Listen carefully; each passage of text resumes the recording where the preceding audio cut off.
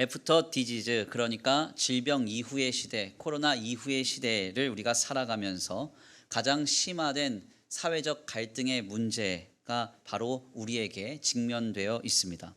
많은 사회적인 이슈를 통하여서 갈등으로부터 시작된 사회적 분열의 문제는 코로나 이후의 시대에 가장 심화된 문제라고 평가가 되고 있는데요.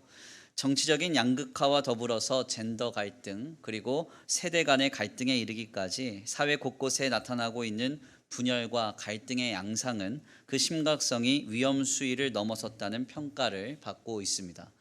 소위 political correctness라고 해서 정치적 올바름 이슈를 통하여서 모든 종류에 관하여 편견을 갖지 말자는 문화가 코로나의 배타적인 상황과 맞물리면서 사람들은 자신들이 주장하는 바를 고수하며 고집하기 시작했습니다.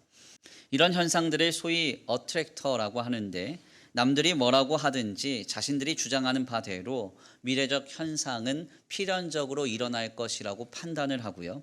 그렇기 때문에 자신들의 뜻을 굽히지 않는 사람들이나 집단들의 사고방식, 더 나아가 사회적인 구조의 패턴을 이 어트랙터라고 합니다.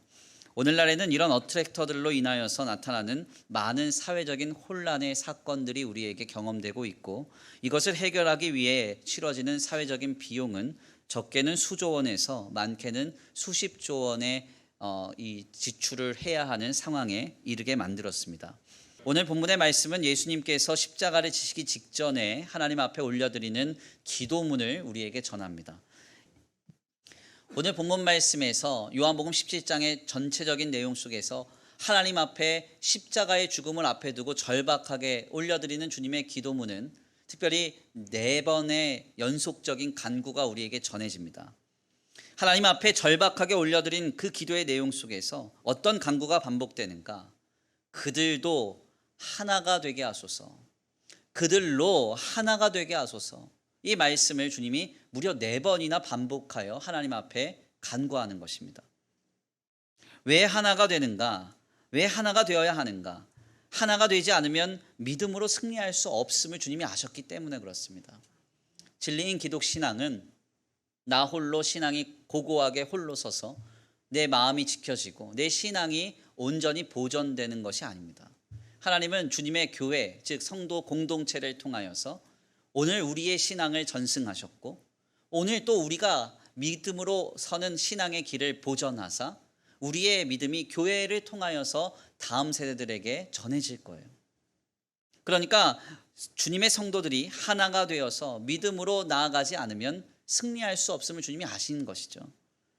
주님은 매우 분명하게도 우리가 하나가 되어야 하나님이 우리를 사랑하시는 것을 알 수 있고 예수님의 영광도 볼 수 있다고 말합니다.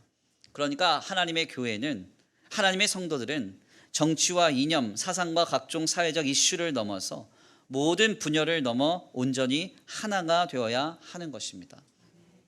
분열과 갈등에서 자유로운 교회, 분열과 갈등에서 자유로운 성도란 아무도 없습니다. 여기 서 있는 김주열 목사도 우리 교회에 늘 분열과 갈등을 야기하고 또한 조장하는 죄인이에요. 그러나 우리는 사람을 보고 하나 되는 것이 아닙니다.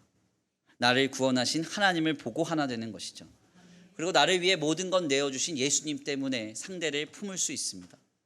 나를 힘들게 하고 어렵게 하는 성도가 있다면, 혹은 우리의 가정에서 그런 가족 구성원이 있다면 그 상대보다 하나님이 더 크게 느껴질 때까지 충분히 기도하십시오. 그리고 그 상대보다 예수님이 더 뜨겁게 느껴질 때까지 주님 안에 거하기를 간절히 간구하십시오. 그때 눈앞에 보이는 상대보다 예수님과 하나님이 더 크게 보이므로 우리는 주님 안에서 하나가 될 것입니다. 우리가 하나 될 때 우리를 사랑하시는 하나님의 사랑을 경험하고 주님의 영광을 보게 될 것입니다. 그 놀라운 은혜의 주인공 되시기를 간절히 축원합니다.